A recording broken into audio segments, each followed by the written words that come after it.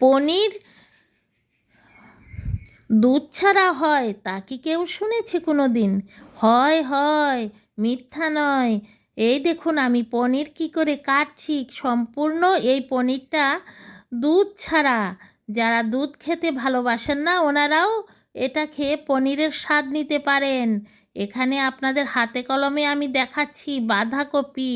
অনেকেই মনে মনে ভাববেন যে এটা একদম মিথ্যা, ভিউজ পাওয়ার জন্য ইউটিউবে এরকম ভিডিও করা হয়, কিন্তু তা না।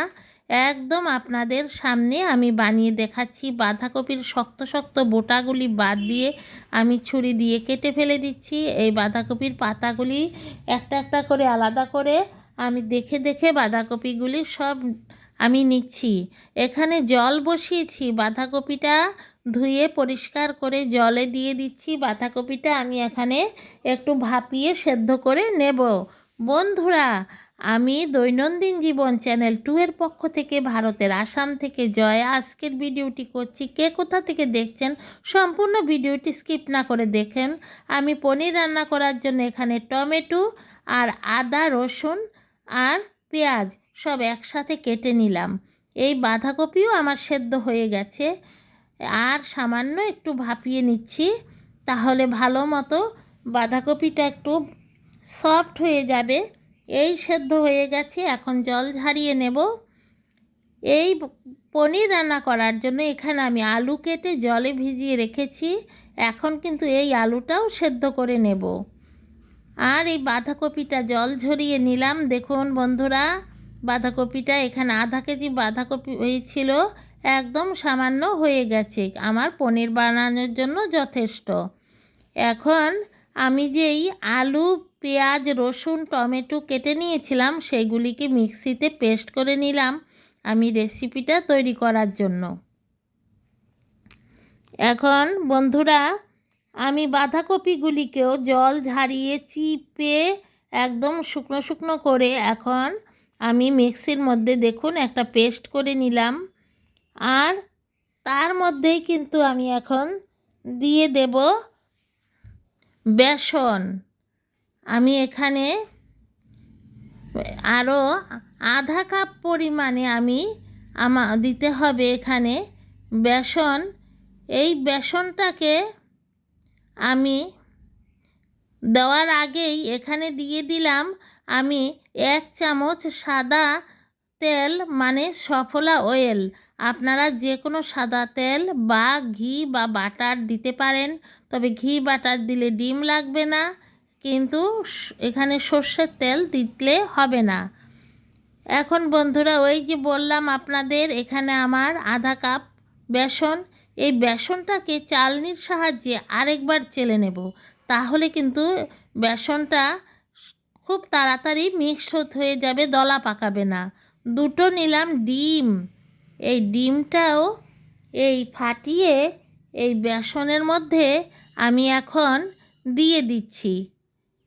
2টো ডিম দিয়ে দিচ্ছি। আর যারা ডিম স্কিপ করবেন ওনারা এখানে একটু ঘি দিয়ে দেবেন, তখন আর সাদা তেল দিতে হবে না, বা বাটার দিয়ে দেবেন। এখন এই ডিম, বেসন আর বাঁধাকপির মধ্যে একদম সামান্য আধা চামচ থেকেও কম মিট মশলা দিয়ে দিলাম, আর সামান্য একটু লবণও দিলাম। দিয়ে আমি খুব ভালো করে ফেটিয়ে নিচ্ছি। ফেটাতে ফেটাতে এটার কালারটা কিন্তু চেঞ্জ হয়ে যাবে, আর ঘনত্বটাও অন্যরকম হয়ে যাবে। আপনারা দেখতে থাকুন, বলে এগুলি বোঝানো যায় না, তাই আপনারা একটু লক্ষ্য করুন বন্ধুরা।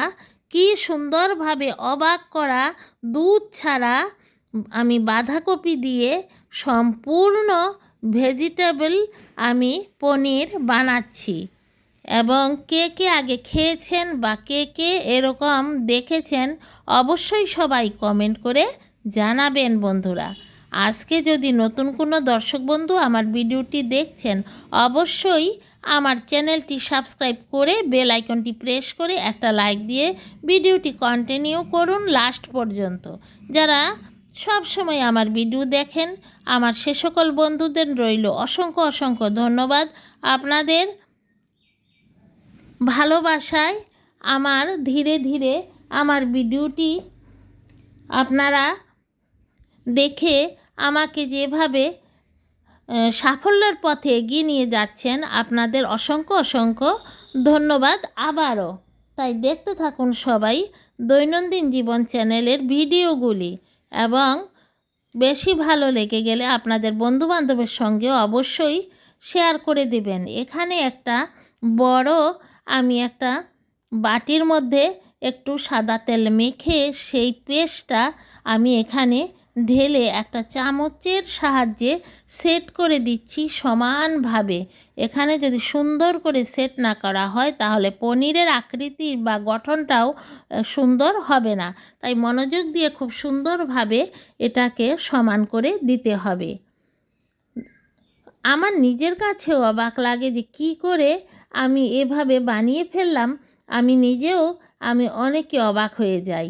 এই দেখুন বন্ধুরা, একদম পনিরের মতোই আকার নিয়ে গেছে। এখন আমি এখানে আলু সেদ্ধ করছি, পনির রান্না করব।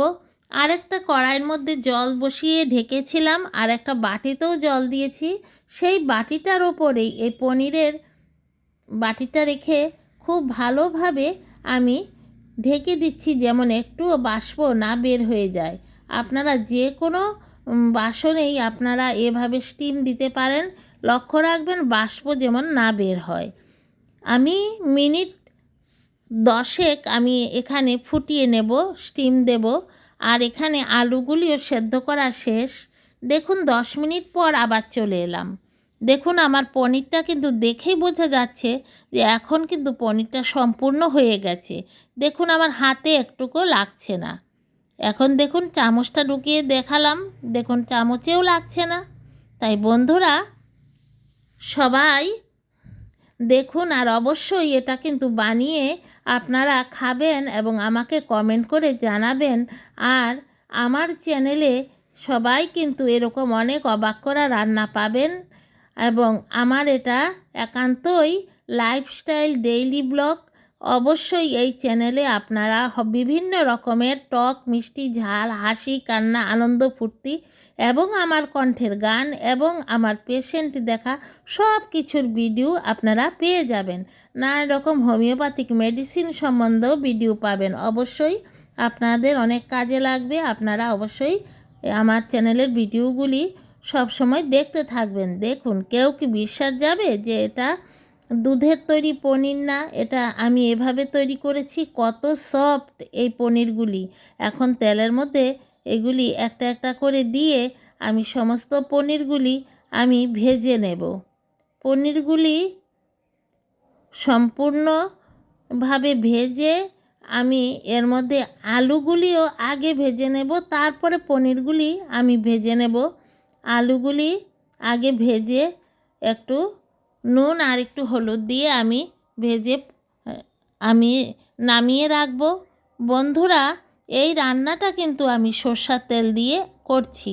আমরা তো সাধারণত পনির রান্না করি সরষের তেল দিয়ে, তাই এই পনিরও আমি রান্না করছি সরষের তেল দিয়ে। দেখতে দেখতে আমাদের 2024 আমাদের জীবন থেকে চলে গেল।